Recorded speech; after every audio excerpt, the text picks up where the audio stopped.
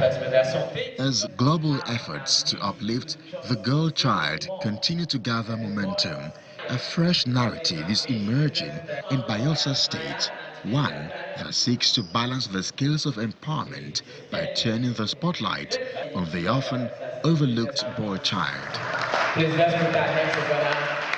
The Bayelsa State chapter of the Federation of International Women Lawyers is leading this charge, convening a first-of-its-kind Boy Summit in Yenagoa, which is aimed at nurturing values, positive masculinity, and leadership in young boys. I believe that we have talked about the girl child, even though we know that the girl child is vulnerable. But right now, if you live in this society, nobody needs to tell you that the boys are becoming vulnerable as well. In fact, they're even becoming more vulnerable. And because of the patriarchy and the way we have brought them up, boys are not supposed to cry, boys are not supposed to be emotional. When a boy is spitting, they say, keep quiet, are you not a man, hold yourself. Because if you want to build a sustainable world, you have taught the girl to dress well, you have taught her to have manners, you have taught her how to close her legs, you have taught her how to dress well. What about the boy? When you have brought up the good girl, whose boy is he going to marry?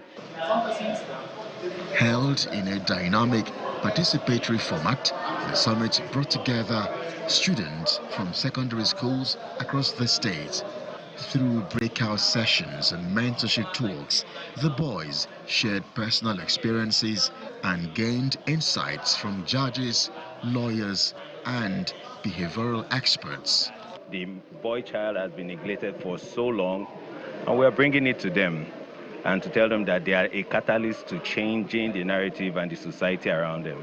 So although the topics that we are touching today is not specifically for men or for boy child, but everybody totally, but we just want to raise the awareness that everybody has a role to play. In molding of the future, the missing link has always been with the male folk. Women are trained right from childhood on how to play their roles, on how to dream, on how to behave, on how to report. You know, there's deliberate consciousness at even informal education of children.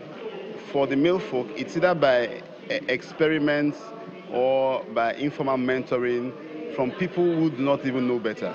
So having this kind of program, events, it's wonderful. It aligns with the vision of FIDA, because you really cannot even protect women and children if you do not protect the men that might most times be the perpetrators of it. Facilitators say the summit is a timely response to growing concerns about the erosion of core values among young men, an issue often linked to foundational gaps in upbringing and societal neglect. I want to really thank FIDA for this occasion they've just gathered, to bring children together.